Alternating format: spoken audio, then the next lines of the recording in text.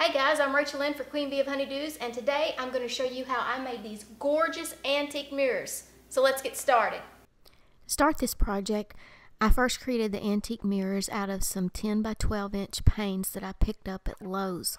It's very important for the glass to be in pristine condition, so I'm cleaning it and making sure that there's no fingerprints, smudges, streaks, or lint.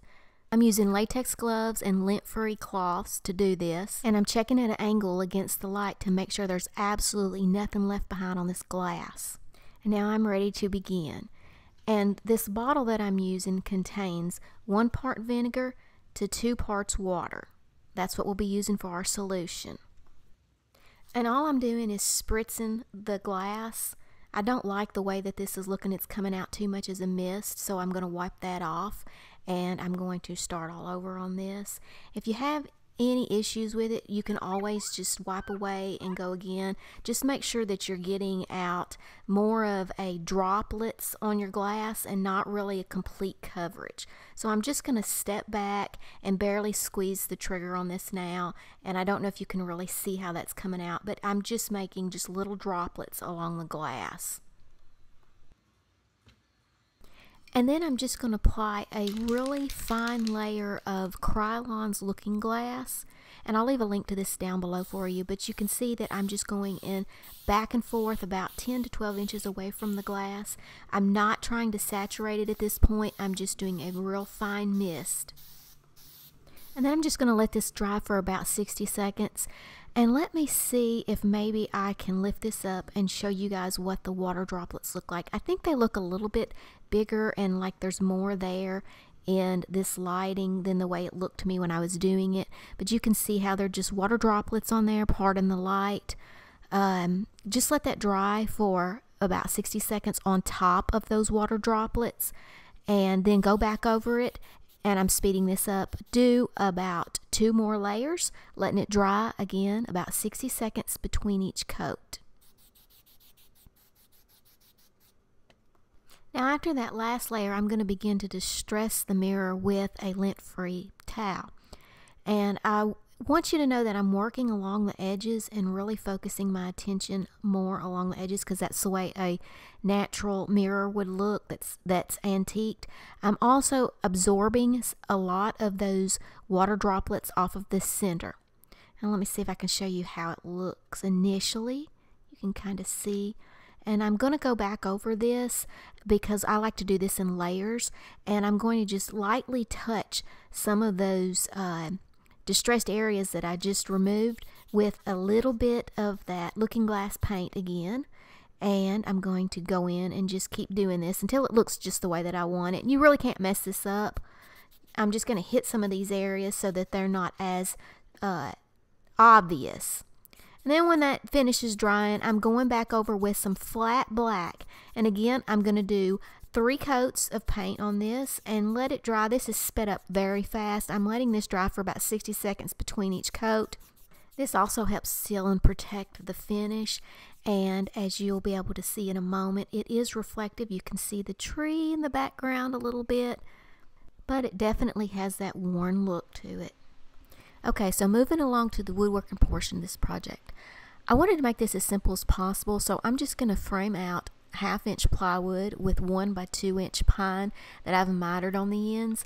And for the grid, I am using 1/4 by 1/2 inch trim that I picked up at Home Depot, 10 inches for the center parts, and 37 inches for the sides. And for the glue on the center part, I am using this Gorilla Clear. And you got to be real careful about what type of glue you apply to your mirrors, because some glues will actually eat through the finish. Now just to get started, I'm just going to apply a bead of glue along the bottom edge of this, and I'm going to use my brad nailer to nail it in place. If you don't have a nail gun, you can just use some clamps and allow this to dry. But since time is of essence for me, I'm going to just go ahead and nail everything in place. And I'm just going to continue around this frame until I get it all completely finished in. And FYI, the plywood on this is actually 20 3/4 by 37 inches for those of you who want the exact dimensions that I'm using. And just a tip, For those of you who are beginners, if you're mitering the ends, make sure that you're applying glue to those miter cuts as well.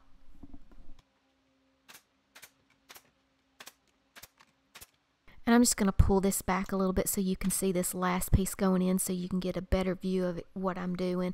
Like I said, I'm just applying the glue to the miters and a bead down the bottom edge. And when I drive these brad nails in, I am actually putting 2 in each of the miters and then a couple down along the bottom edge. Alright, let's get everything centered back the way we had it, and I'll show you how to put the mirrors in this frame. Now all I'm going to do is I'm going to use the Gorilla Glue, and I'm going to run a bead down the sides in the corners, and this will hold those grid pieces in just real nicely. And if any comes out from underneath it, this is what we're using for the mirror anyways, so it's great to use for both of these. Now I'm just going to drive some pin nails into this trim. It's very delicate, and I'm using 1/2 inch pins. You don't have to do this if you don't have a pin nailer. It's fine. This glue is really strong, and it holds up in just a few minutes, so you can just hold it in place and it will do just fine without the pin nailer. But if you have one, go ahead and drive a few extra in there. And when we get down to this bottom edge, I'm going to place this 10-inch section down here and drive it in with my pin nailer. Now, when you put the glue on the back of the mirror, do very tiny little droplets. You don't need much. If you put too much on there, it is going to show like a sort of a wet spot. But if you go real delicately with it, just very tiny amounts, these grids are going to hold the mirror in. So the glue that's on the back of the mirrors, that's just redundant. But if you're going to do it, small amounts. Okay, so I've decided that the best way to continue with this is just to keep going up one side, placing the mirrors, and then adding the 10-inch piece of grid along the top. And you can see how I am laying that bead of glue right at the edge of the mirror. That's actually going to hold that mirror in place too. And if you are using a pin nailer, careful driving through something this narrow as this trim is. You don't want to hit the glass. But this is really soft trim. If you pick it up at Home Depot, it's very, very soft, and the odds of it shooting a nail out this side are rare. So, but still something that you want to consider. So once I get all that side finished, I'm just going to apply a bead of glue along the sides of all 3 mirrors and add that center grid piece. And I'm going to drive some pin nails down to hold it in place. You don't have to do that again. But now I'm going to move on to the other side. And what I want to do is I want to make sure that on this side I'm not going to nail all of my grids in place, because if anything is slightly off, I want to have a little bit of room to maneuver it around. And so I'm going to wait and do that until the very end. But what I'm going to do is just go ahead and lay down my mirrors and lay all of my grids along the tops of each pane. Continue working my way all the way up until I get all 3 of the mirrors in place and both of the 10-inch pieces of grids that are in the center of this frame in place. And once I get all of that done, I'm going to, if there's any maneuvering that needs to be done, I'll do it then, and then I'm going to go back and tack everything down at the end.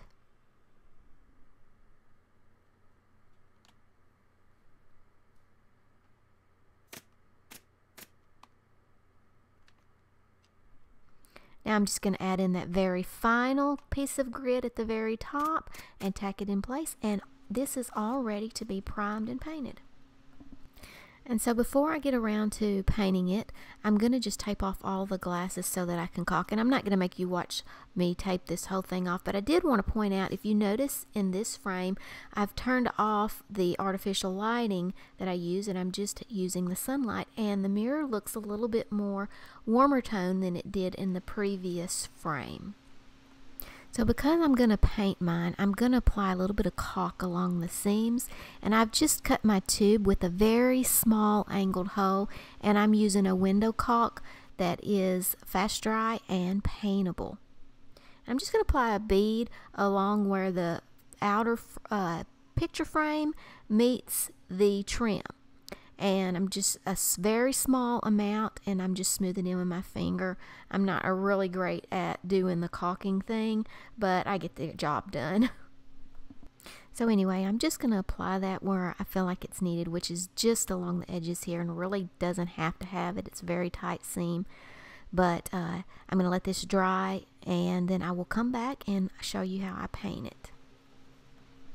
Alright, so I'm ready to do my paint, and I am just going over this with a Swiffer to get any loose lint or dust off of it, and I will clean the mirrors thoroughly once I'm finished. And I'm using some leftover paint from when I did my garage cabinets. If you haven't seen that, you might want to go back and check that out. It's a pretty cool video. But I'm going to use this. It is called Black Magic. And what I have found works best for me, I know that all painters have their own little tricks that they like to use, but what I've found when I'm doing mirrors is, when I'm doing windows, is to run along the top, or what I call the face. If it's facing up, I hit it. I hit the corners first, and then I pull from the corner in, and then I go to the other side and pull in. And that keeps me from getting those big blobs of running paint that likes to fall down into the corners if you're not very experienced at doing a paint job. And let's just do a little time jump here, and you can see that I have saved the outer edges for last. That's what I always do on a window. And I do, again, the face on each side first, and then when I get the top or the face finished, I go down along the outer edge, pulling from the bottom towards the center. And try not to get too much on your brush coming off at those top, at where those corner pieces are, because otherwise it will just sort of create a run there that you'll have to fix later. So a little goes a long way, and you can always come back and add more. And so once I get it all finished, I let the paint dry until it's almost completely dry, but not quite. I like the paint to be not quite wet to the touch, but also still just a little bit tacky, and that's when I take off the paint. Now, of course, the paint tape has touched the edges on some of these spots, and I'm just going to go ahead and grab my little baby brush and go back in and do some fine tweaking on this. And once it's dried and cured, I moved it into my dining room where it sits today. Okay guys, you know how it goes. Leave questions and comments below, and take a few moments to subscribe to my channel. Come back next week and see what we got.